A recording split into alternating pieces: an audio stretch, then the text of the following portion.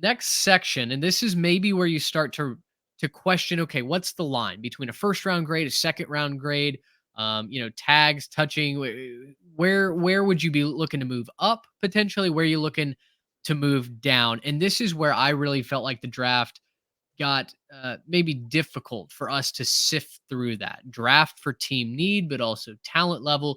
We start at 16. Byron Murphy, the second, the game breaking defensive tackle for Texas, goes to the Seahawks. They need interior line help as well. So they'll take the Longhorn. Terrion Arnold goes to Jacksonville. The first corner is off the board. We really struggled to figure out where that first corner would go. I think you do a mock draft 5 different times. You have the first corner go 5 different spots, and maybe you have 3 or 4 different corners go in that first spot. I don't know that the separation between cornerback 1 and say cornerback 2 or 3 is all that much of a gap. It kind of depends on what you really value. Nate Wiggins is explosive but not very strong cornerback out of Clemson.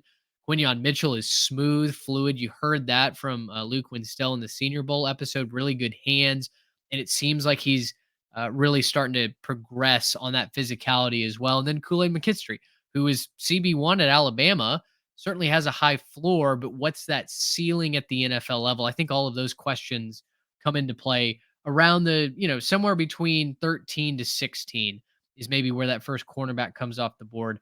The Cincinnati Bengals take Keon Coleman, tall wide receiver out of Florida State. Felt like once he got a quarterback to throw to him, he fully showed what he was capable of doing for the Seminoles.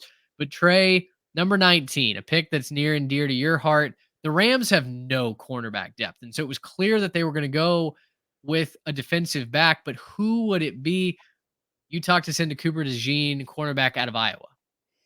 He might be the best overall athlete at the defensive back position in this draft. He's just an absolute freak. And you put the ball in his hands and he, puts people in a spin cycle all the time. He was the main punt returner at Iowa. He was the main offense at Iowa this year as a punt and kick returner. So I don't know how that translates to the NFL, honestly. I don't know if that puts him higher on the board because of his kick return ability. I don't know if a team would look at that and say, hey, that gives us another roster spot because we can put this guy in at our punt returner or our kick returner. But I mean, the man has cover skills as well. He just stood out time after time again, covering some really difficult receivers in the Big Ten. And, injuries are going to be a concern. Obviously, his season was cut short due to a leg injury. I don't know if he's going to be ready for all the combines and pro day circuits, but he's put enough on tape in my mind to show that when he's healthy, he is right up there with the best cornerbacks in this class. And like I said, maybe the most athletic one. He is a very, very solid athlete. He will be, yeah, if he can test, I would love to see what those numbers end up looking like. Very underrated part, X factor, really, of that Iowa defense. 20, the Pittsburgh Steelers take Amarius Mims, tackle out of Georgia. But Garrett, you could really flip Jackson Powers Johnson going at 21 to Miami with the Steelers at 20. They need offensive line help of all kinds. We really like Jackson Powers Johnson. He's composed, great hand placement. Hasn't started a lot of games in his career, but really impressed at the Senior Bowl. Yeah, and just a real powerful guy, real strong guy. Really what you're looking for to translate up to that next level. And yeah, he hasn't started a whole lot of games. You could almost argue that's better because he hasn't gotten the chance to really put a lot of tread on the tires and get injured.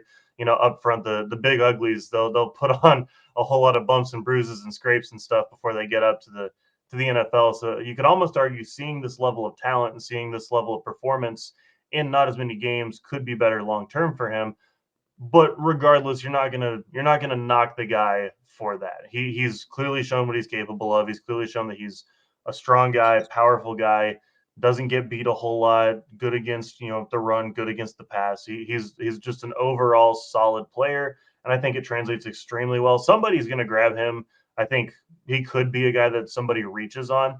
And maybe just somebody falls in love with him and he goes even higher than this. But I think this is about the place where he slots in right here in that 20 to 22.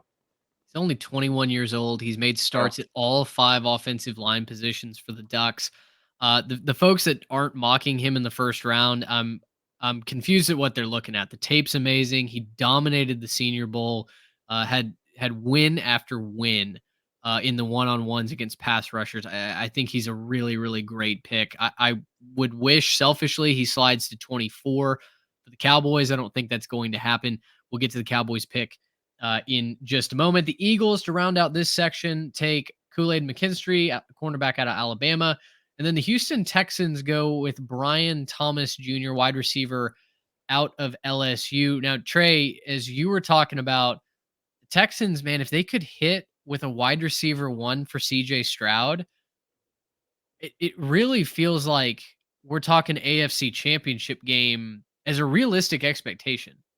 Yeah, because they've already got a plethora of weapons for him. They just don't have that alpha number 1. I think Nico Collins is great. Tank Dell is great. They are going to be fantastic NFL wide receivers as their career develops. But, to go get him a guy that can just win one-on-ones time after time after time, a physical freak like Brian Thomas. If they don't get that in free agency, I know they've been linked to T. Higgins. I know they've been linked to Mike Evans and sort of a homecoming situation, being a local guy from Galveston. Definitely makes sense for them to go wide receiver here in the first round, and Brian Thomas would fill a big need for them. Absolutely love it. It would be fun to see CJ Stroud get another elite weapon out wide. Gracious him. How